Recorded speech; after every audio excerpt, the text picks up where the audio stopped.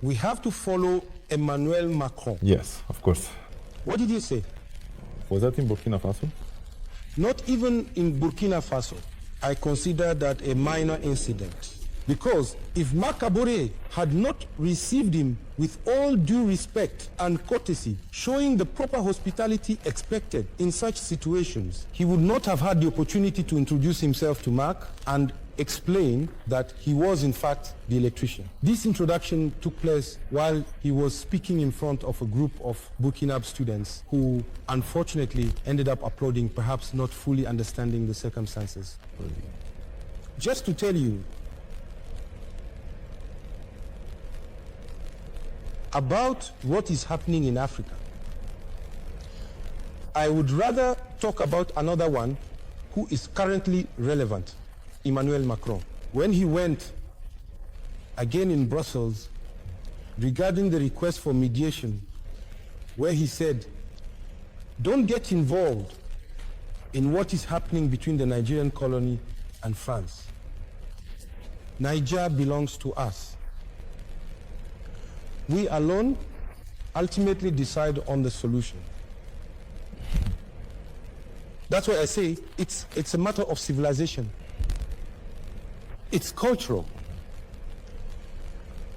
Again, in December 2023, yet another truly brilliant Frenchman, as has been noted, famously remarked, and I quote, quite directly, it's the little fool. I repeat, it's the little fool Emmanuel Macron who opened the eyes of Africans. Little fool Emmanuel Macron who opened the eyes of Africans.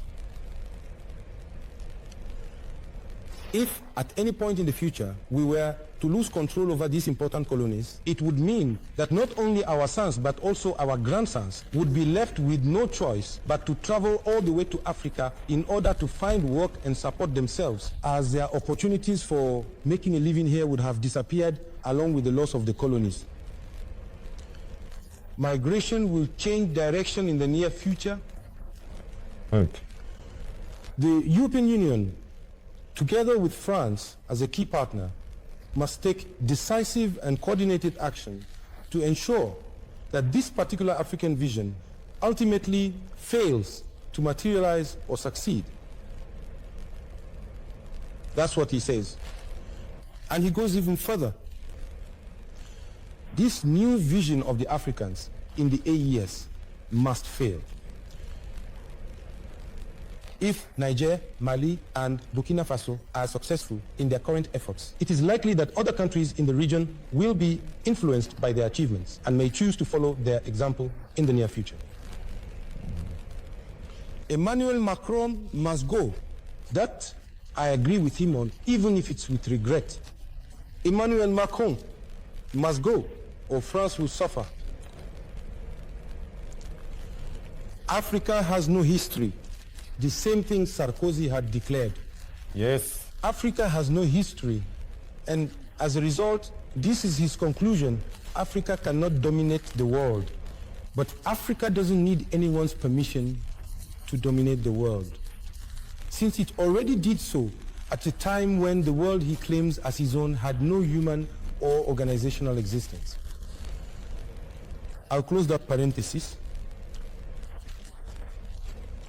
And that's why I say everything that's happening, this relentlessness, is for France. And the fact that our countries are shown no respect. Our countries must remain colonies to be exploited at will.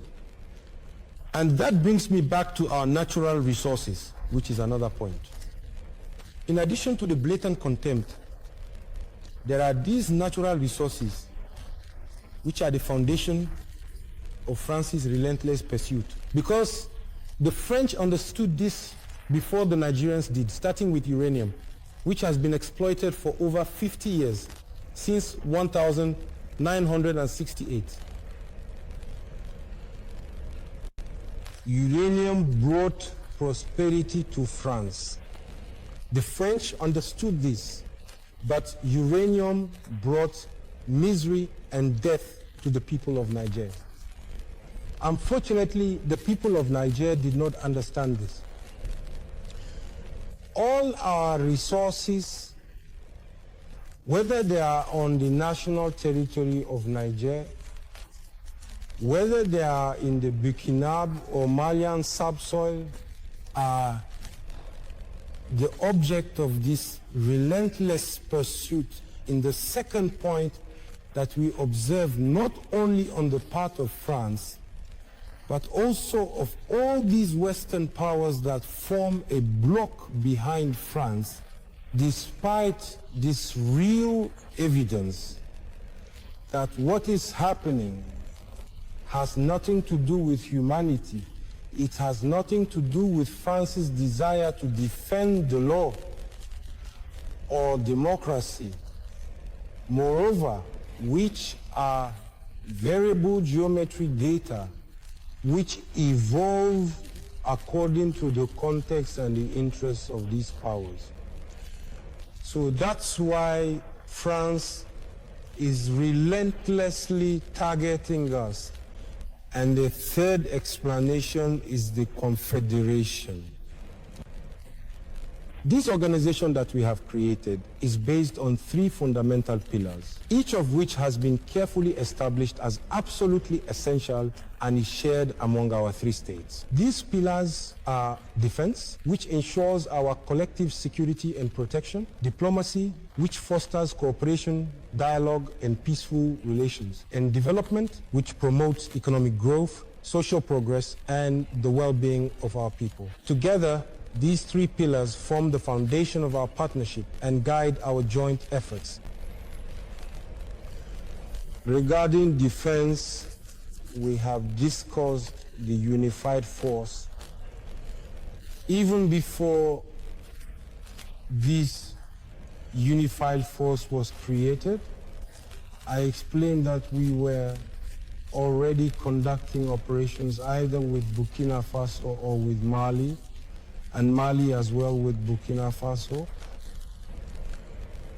But in terms of diplomacy, we have unanimously decided that everything we do and every decision we make must be the result of careful, thorough, and deliberate consultation and discussion among our three states.